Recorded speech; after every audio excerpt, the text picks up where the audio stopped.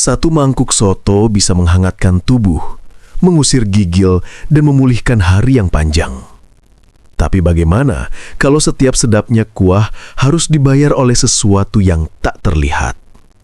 Malam ini, kita menelusuri gerobak Pak Kirno, ramai siang, merinding saat larut, dan rahasia gelap yang ikut menyelinap di dalam asap panci. Malam yang lembab menyimpan jejak langkah yang tak seluruhnya milik manusia. Di antara kepulan uap dan cahaya lampu gang, ada sesuatu yang menunggu kuah mendidih. Siapkah kamu menyuap rahasia itu, atau justru rahasia yang menyuapmu? Halo semuanya, selamat datang di channel Kisah Horor Keseharian. Di sini, kita mengupas misteri yang tersembunyi di balik rutinitas, tempat makan favorit, gang sepi, pasar tua. Sebelum kita mulai, dukung channel ini dengan subscribe, like, dan nyalakan lonceng notifikasi. Tulis pendapatmu di komentar, tim soto kuah bening atau santan, dan ceritakan pengalaman ganjilmu saat makan malam di luar. Malam ini, kita menyusuri aroma rempah yang hangat sekaligus menggelitik nurani. Ceritanya dekat, tokohnya sederhana, tapi jejaknya panjang. Dukung kreator lokal dengan menekan subscribe sekarang juga. Tinggalkan like dan aktifkan lonceng. Bagikan video ini ke teman nongkrongmu. Siapa tahu mereka punya kisah serupa. Di ujung gang menuju pasar, berdiri gerobak soto sederhana milik Pak Kirno. Atap sengnya berkilau saat terkena lampu jalan yang redup, papan namanya terpaku miring namun bersih, dan uap yang naik dari panci besar seolah mengundang siapapun untuk menepi. Sejak awal bulan, gerobak itu tiba-tiba meledak popularitasnya. Antrian mengular sampai melewati pohon randu tua di dekat musola, pohon yang disebut warga sebagai tempat berhuni. Orang-orang bersumpah rasa sotonya berubah. Kuahnya makin kaya, kaldunya seperti dipeluk tulang, dengan wangi jeruk purut yang menyusup halus ke dalam napas. Dagingnya empuk tanpa serat, dan sambalnya menjejak di lidah. Panasnya pas, seperti langkah pelan yang mengejar dari belakang. Aku sering datang selepas maghrib, bukan hanya untuk makan, tetapi juga untuk membantu Rina, anak Pak Kirno, membereskan piring. Dari dekat, aku melihat ritme tangan Pak Kirno yang rapi, tumisan bawang putih dan bawang merah yang diaduk sampai bening. Serai diketuk pelan, daun jeruk dilipat lalu dilepas ke dalam kuah. Setiap gerakan tampak hafal. Namun ada satu hal berbeda. Ia kini selalu menoleh ke arah randu, seolah menunggu isyarat dari sesuatu yang berdiam di sana. Seiring ramainya pembeli, kejadian-kejadian kecil ikut menyelinap. Sendok jatuh sendiri dari mangkuk tanpa tersenggol, lampu gang berkedip, padahal cuaca cerah. Dan kucing-kucing liar yang biasa mengelus kaki pembeli, kini menggeram pelan ke arah bawah gerobak. Pernah suatu kali, seekor kucing belang mendadak merunduk, bulunya berdiri, lalu kabur setengah berlari, menabrak kaki-kaki orang dalam antrian. "Tikus," kata Pak Kirno singkat. Tapi kami tak menemukan sisa gigitan pada bahan-bahan. Warga menyebut gerobak itu sebagai magnet lapar. Dari penjual koran sampai sopir truk, dari anak kos sampai ibu-ibu arisan, semuanya mampir. Cerita beredar cepat. Ada yang bilang kuahnya bikin betah. Ada pula yang mengaku baru makan 2 suap, sudah terasa hangat yang merembes ke dada, seperti disentuh sesuatu yang lebih tua daripada resep. Tentu saja, semua tertawa saat membahasnya. Namun tawa itu kerap memudar ketika angin membawa bau tanah basah dari arah randu, padahal jalanan kering. Pada papan menu kecil di sisi gerobak, pilihan sederhana: soto daging, soto campur, tambahan perkedel, dan es teh. Harganya wajar. Tidak murah, tidak mahal. Namun yang membuat orang kembali bukan daftar itu, melainkan rasa yang seolah mengikat. Rina sendiri mengaku senang sekaligus cemas. Sejak ramai, katanya, bapak sering pulang lebih larut dari biasanya. Katanya ada urusan panci. Ia tertawa. tapi matanya tidak. Di antara hiruk-pikuk itu, aku merasakan sesuatu. Seolah ada mata yang memperhatikan dari gelap di bawah pohon randu. Dan setiap kali panci diaduk, permukaannya memantulkan bayang-bayang yang tak sinkron dengan gerakan tangan di atasnya. Pada malam tertentu, angin seperti membawa bisik yang meremas hati, lapar yang bukan hanya milik perut. Rina menyiapkan piring dengan cekatan, sementara mata tuanya, yang terlalu cepat dewasa, mengukur antrian. Ia bercerita pelan tentang masa ketika gerobak sepi, ketika mereka hampir menjual panci warisan ibunya. Kini tiap mangkuk seperti menjahit kembali harapan yang pernah koyak. Namun jahitan yang terlalu rapat kadang menyimpan luka. Seorang guru SD langganan duduk di bangku plastik, tersenyum sambil mengusap pinggang. Aneh, katanya. Sewaktu makan di sini, saya merasa tenang sekali, seolah ada yang memeluk dari belakang. Senyumnya memudar ketika sendok di tangannya meneteskan kuah ke lantai membentuk pola tak beraturan, seperti huruf yang belum sempat diajarkan ke muridnya. Ia tertawa kecil, memeriksa jam, lalu pulang perlahan, lupa membayar sampai Rina memanggilnya. Aku memperhatikan panci yang besar itu. Di permukaan kuah, bawang daun berputar seperti kompas yang ragu. Sesekali, gelembung besar pecah dengan bunyi terlalu berat untuk air. Kaldunya makin berisi, kata Pak Kirno sambil tersenyum tipis. Orang-orang bilang rasanya menenangkan. Menenangkan itu baik, bukan? Aku mengangguk. Walau di tulang punggung ada sesuatu yang tidak mau ditenangkan. Ketika malam makin larut, aroma tanah basah dari arah randu menjadi tebal. Lampu musola berkedip lalu menyala kembali. Seorang bocah kecil yang ikut orang tuanya menunjuk ke bawah gerobak. Matanya bulat. "Itu siapa?" tanyanya. Kita menoleh serentak. Tidak ada apa-apa selain bayang-bayang kaki kita sendiri. Namun bayang itu terasa terlalu banyak untuk jumlah manusia di sana. Malam di gang itu memiliki cara sendiri untuk tak pernah benar-benar sepi. Ketika jam sudah lewat tengah malam dan pembeli terakhir pulang, suara tetap tinggal. Desis minyak, detik jam dari rumah yang entah, dan gesekan daun randu yang panjang. Aku membantu Rina membereskan mangkuk, meniriskan kuah di saringan, menumpuk piring demi piring. Pada saat seperti itu, selalu terdengar ketukan dari bawah meja potong. Ritmis, seperti kuku menggaruk kayu tua. "Tikus," kata Pak Kirno, tanpa menoleh. Tapi tikus macam apa yang mengetuk 3 kali, lalu berhenti, lalu menghela napas? Suatu malam, seorang driver ojek langganan, Bang Wawan, mampir hanya untuk menyeruput kuah hangat. Ia mencondongkan badan, suaranya direndahkan. "Mas, katanya Pak Kirno ketemu teman di pasar lama," ujarnya sambil melirik ke randu. "Teman yang bantuin gerobak biar aman, biar laku. Tapi ya bantuannya nggak gratis." Rina pura-pura sibuk mengelap meja. Tetapi jemarinya berhenti sejenak, lalu kembali bergerak dengan gerak lebih cepat dari biasanya.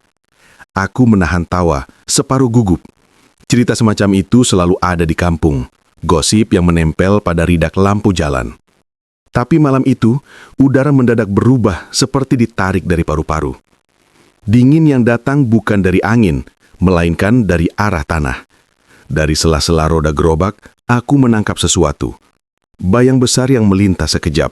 Bentuknya tak rapi, seperti debu yang disulut dari gelap, lalu padam. Kucing yang biasa berkeliaran mendadak menyingkir ke pagar musola, punggungnya melengkung.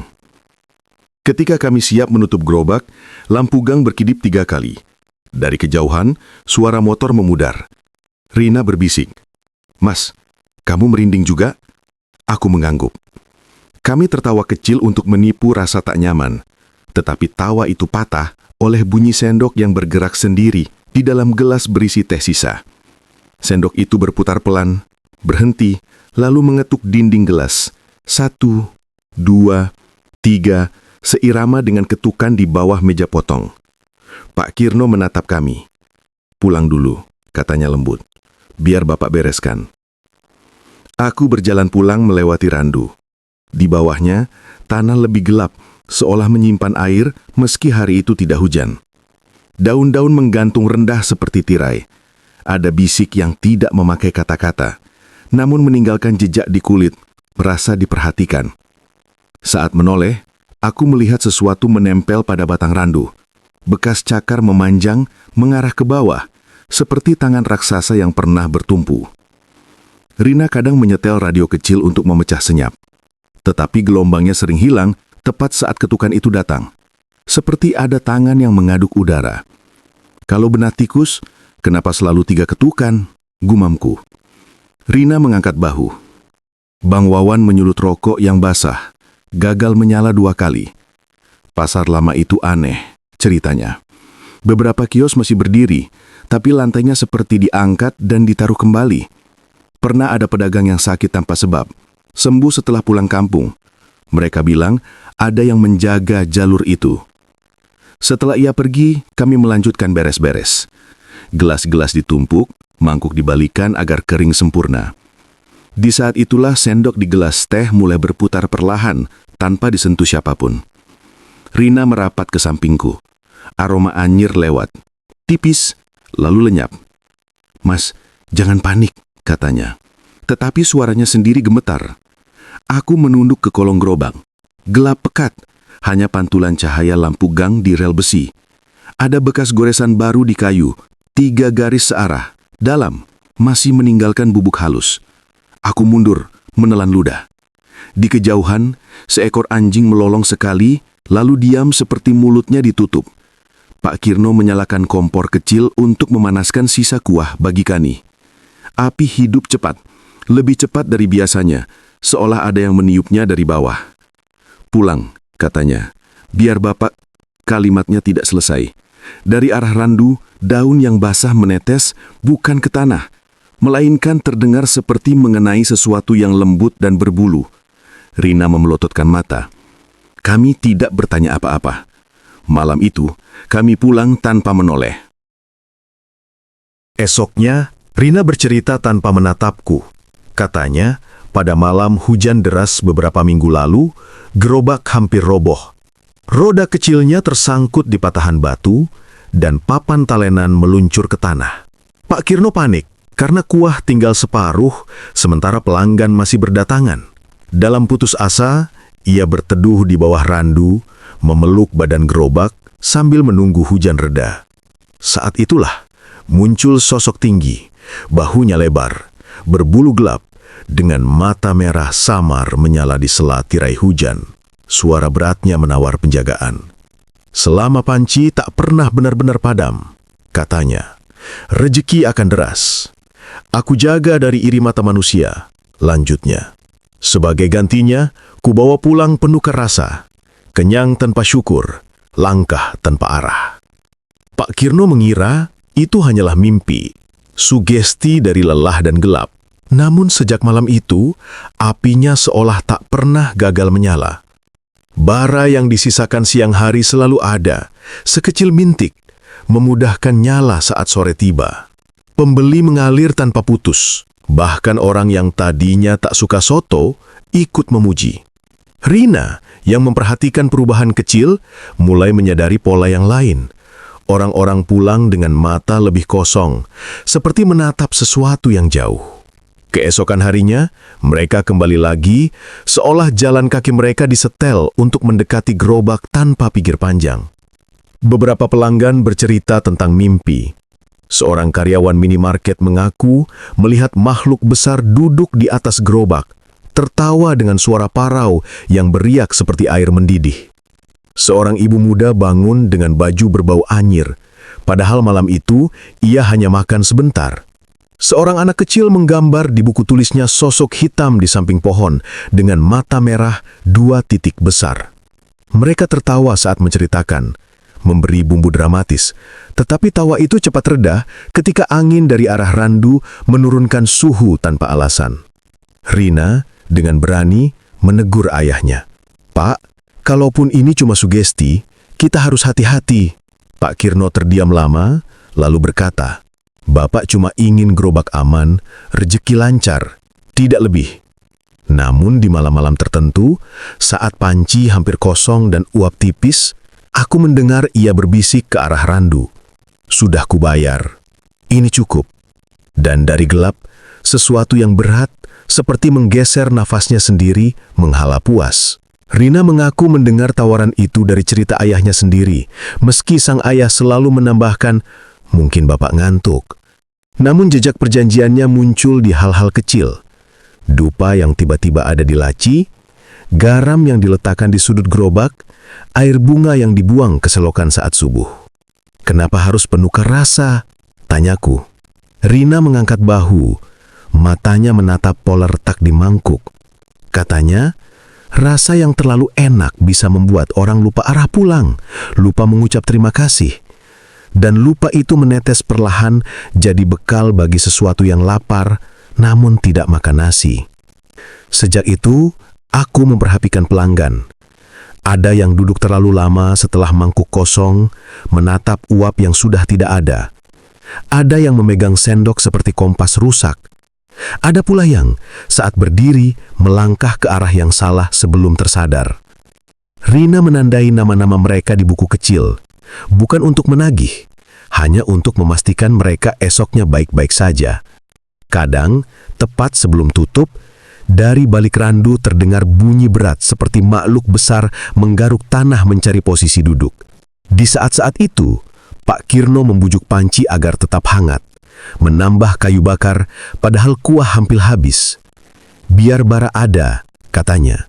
Bara itu seperti janji yang tidak boleh putus. Dan setiap janji butuh saksi. Randu menjadi saksi yang tidak pernah tertidur. Malam gerimis itu, pembeli berkurang. Dari panci hanya tersisa 3 mangkuk. Lampu gang memantulkan titik-titik air di aspal, dan Randu mengibaskan daun seakan mengusir keheningan yang terlalu awet. Seorang lelaki tua duduk di bangku paling ujung, menatap ke arah Randu tanpa berkedip. Pak Kirno menyenggol lenganku. "Antarkan 1 porsi ke beliau," ucapnya pelan. "Gratis, tamu lama," katanya tamu dengan nada yang sulit kuterjemahkan. Antara hormat dan waspada. Aku menyiapkan mangkuk. Nasi, irisan daging, tabur seledri, bawang goreng, perasan jeruk. Saat kuah kutuang, aroma rempah naik hangat, menenangkan. Namun, ketika kuletakkan di hadapannya, lelaki itu menoleh. Kulitnya pucat dengan corak kebiruan di pelipis, dan di lehernya ada bekas cakar memanjang, kering seperti luka lama yang enggan benar-benar sembuh. Ia tersenyum, tetapi matanya tetap pada Randu. Rasanya semakin mendekati, bisiknya. "Hati-hati nak, yang diambil bukan hanya milikmu." Saat itu juga, lampu gang padam seperti dicubit. Gerimis berhenti mendadak, suara kota mundur, menyisakan hening yang pekat. Dari bawah gerobak, roda sebelah kiri terangkat sendiri sedepa, meletuk, lalu jatuh lagi. Panci besar bergoyang, dan permukaan kuah membentuk pusaran kecil yang berputar tanpa sendok. Rina menahan teriak. Pak Kirno melangkah ke depan, berdiri di antara gerobak dan Randu. Dari balik daun, siluetnya muncul, besar. Bahu menabrak dahan rendah, tubuh gelap berbulu, napasnya memunculkan uap tipis di udara yang mestinya hangat. Genderuwo. Ia menunduk ke arah panci seperti juru masak yang memeriksa bumbu. Tawa beratnya turun pelan menggetarkan kaca botol kecap di meja. "Tawamu membayar," katanya. Bukan dengan kata lengkap, tapi dengan maksud yang langsung dimengerti jantung. Pak Kirno mengangkat sendok, meletakkannya di talenan. "Kesepakatan kita penjagaan, bukan merenggut milik orang." Genderuwo menyeringai. "Penukar rasa," kumamnya. "Kenyang tanpa syukur, pulang tanpa arah. Itu yang kusuka. Tumbal halus, kata kalian." Rina berdiri di sisi ayahnya, tangan gemetar tetapi tidak mundur. Lelaki itu menatapku, seolah pernah kenal. "Kau sering menulis namaku di pikiran," katanya samar, membuat bulu kuduku berdiri. Ia tidak menyentuh sotonya dulu. Ia hirup uapnya, menutup mata, lalu membuka pelan. "Ada yang lapar di balik rasa yang nyaman," lanjutnya. Kalimatnya tergantung seperti hiasan pita yang belum diikat. Ketika lampu padam, suara gerimis berhenti bukan pelan, melainkan seperti diputus. Dalam gelap yang tiba-tiba, panci masih memancarkan cahaya samar dari kemerahannya. Aku mendengar napas berat yang tidak berasal dari salah satu kami. Napas itu seperti pintu tua yang dibuka perlahan, menolak berderit agar tidak ketahuan. Silau dari petir jauh menampakkan wujudnya sejenak. Bahu selebar meja, bulu yang basah, taring yang tidak sepenuhnya terlihat. Ia menunduk, mendekati panci, seolah ingin membaca rahasia yang menguap. Botol-botol bumbu bergetar, tutupnya berdenting kecil. Anak kecil dari rumah sebelah menangis sebentar, lalu diam seperti ditidurkan oleh sesuatu yang tidak terlihat. Pak Kirno melangkah dengan gerakan seorang ayah yang menolak takut di depan anaknya. "Sudahi," katanya pada kegelapan. "Aku tidak mau janji jalan bagi lupa." Rina ikut berdiri, matanya berkaca namun rahangnya terkunci. Genderuwo menyentuh tanah dengan telapak yang besar. Aroma tanah dan rambut basah memenuhi udara. Tumbal halus, gumamnya. Kali ini seperti mengeja huruf per huruf. Azan subuh dari kejauhan merambat lemah, seperti ditahan awan. Gerimis menyisakan tetes di ujung daun, jatuh satu-satu. Rina menggenggam lengan ayahnya. "Pak, hentikan!" katanya, lebih seperti doa daripada pinta. Pak Kirno memandang panci yang tinggal seperempat, lalu menatap Randu. Ada sesal yang berat di matanya. Sesal yang tidak bisa disiram dengan kuah seberapapun gurihnya. Ia mengambil kayu bakar terakhir yang sengaja disisakan untuk menjaga bara dan meremas nyalanya dengan kain basah. Api padam. Suara mendidih melemah, kemudian berhenti. Uap yang tadi menari memudar, menyisakan bau rempah yang tiba-tiba terasa jujur, tidak lagi membesar-besarkan diri. Sunyi menebal. Genderuwo menggeram, pendek, seperti batu yang digulirkan. "Kau memutus periuk," katanya. "Maka penukar rasa terakhir, kubayar kontan." Angin menukik. Spanduk gerobak terkoyak di ujungnya, menari liar. Mangkok-mangkok retak halus bersahutan. Suaranya mirip gigi yang bergesek. Aku melangkah maju setapak, tetapi lelaki tua tadi mengangkat tangan, melarang tanpa kata. Ia menatap Randu. Dahan paling rendah bergetar, lalu patah dan jatuh menimpa tanah dengan bunyi lembek. Genderuwo menoleh, mengendus, seperti ragu memutuskan dari mana ia harus mengambil bagian terakhir yang menjadi haknya. Pak Kirno menunduk, suaranya serak. "Ambil, asal bukan dari manusia." Kalimat itu melayang sebentar di udara, menggulung pada kabut tipis. Hening memanjang.